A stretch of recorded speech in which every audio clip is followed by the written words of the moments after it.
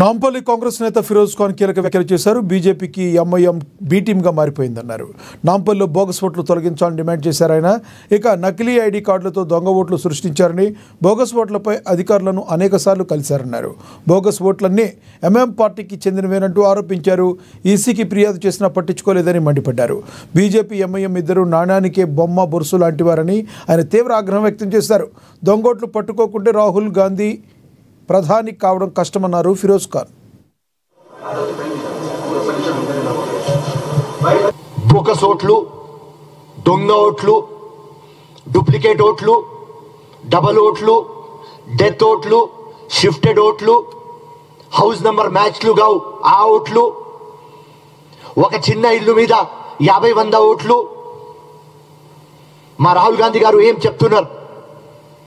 అదే సేమ్ మాట 5 years 6 years ముందటి నుంచి నేను చెప్తున్నా.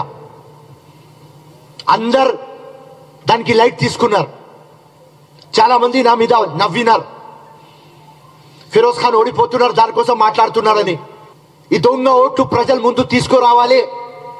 నేను కూడా టోటల్ ఈ ప్రూఫ్ లో ఇంకా నా టోటల్ జీవితం అంకితం చేసినా నేను.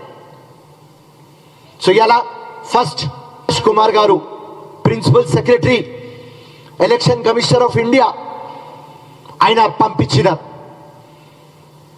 మీ అన్ని బోకస్ ఓట్ల మీద మేము ఇన్వెస్టిగేషన్ చేసినాం.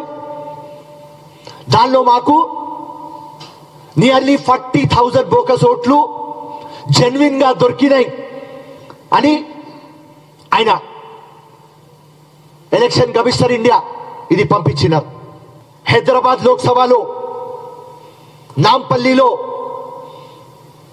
ఈ మొత్తం ప్యాటర్న్ ఎంఐఎం ఫాలో చేసేది, బీజేపీ ఫాలో చేసేది.